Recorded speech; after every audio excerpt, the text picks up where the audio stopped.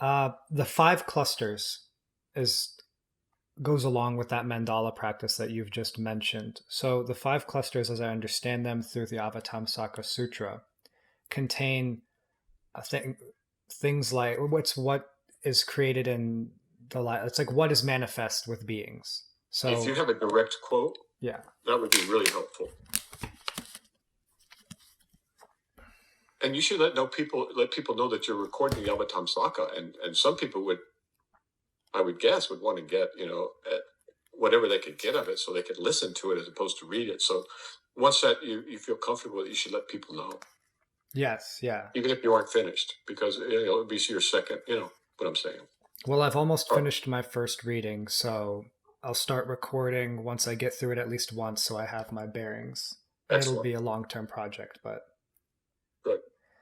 so the five Any clusters, chance you have to read me some of that stuff, please do. of course.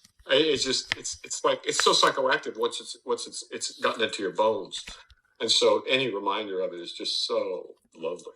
So go ahead. Cleary defines the five clusters in the glossary to his translation as this: components of living beings, matter, physical form, sensations, perceptions, mental conformations, consciousness.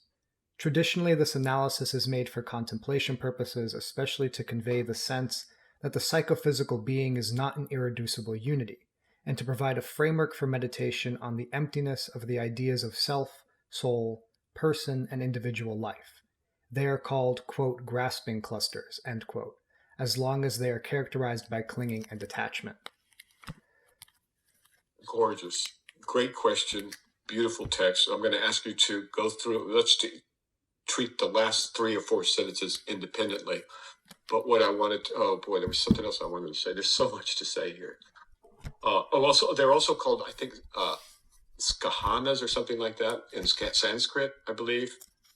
And so you can ask your Hindu friends about that. That in Hindu they're called something different, or I'm sorry, in whatever, in Sanskrit. Sorry, in Sanskrit. But so yeah, it doesn't matter what we call them. They're the 5 different things, the 5 clusters, and these are usually obstacles. So let's go through the first 4. And the word concepts should be substituted for confirmation, I think, these days. So let's go through it carefully. Good.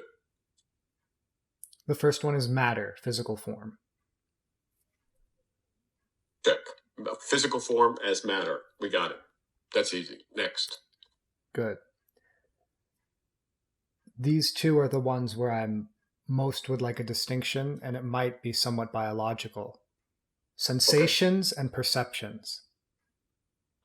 They are different, but it's a matter of vocabulary only, and it's not relevant to go too deep at the moment. But I'd love to on some other time. It's a little bit too detailed because sensations, memories, perceptions. Is perceptions on there? Perceptions, yeah. Is sensations on there? Yep. Yeah, nervous stimuli, whatever. Yeah, basically. Okay, well, let's drill on that one some other time. Okay. Good.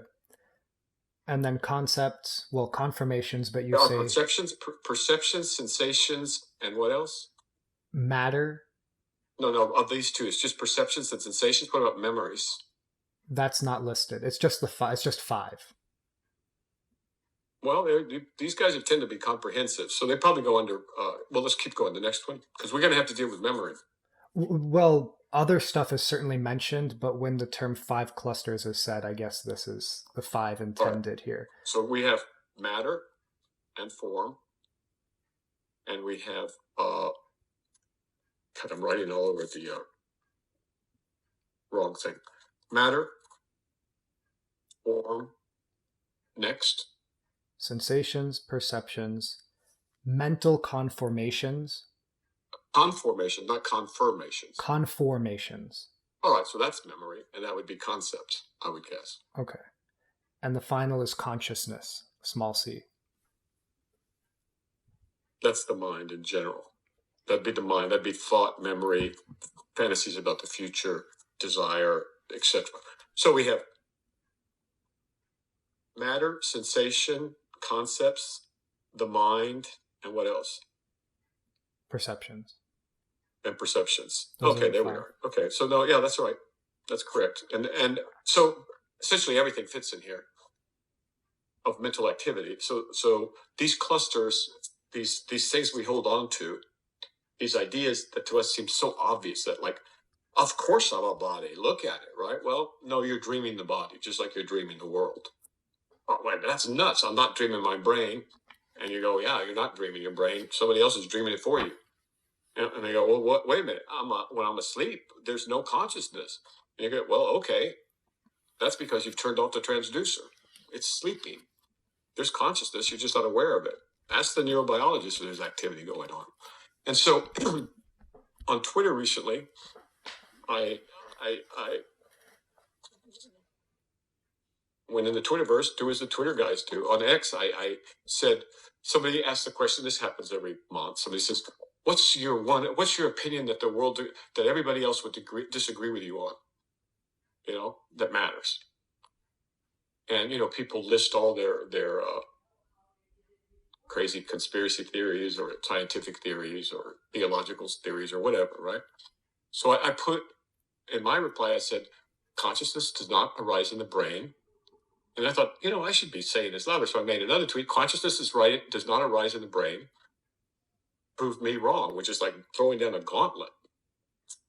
In 12 hours, there's usually somebody who wants to slap somebody else around, intellectually online, and no response. Interesting to me. But that's some of the things, right?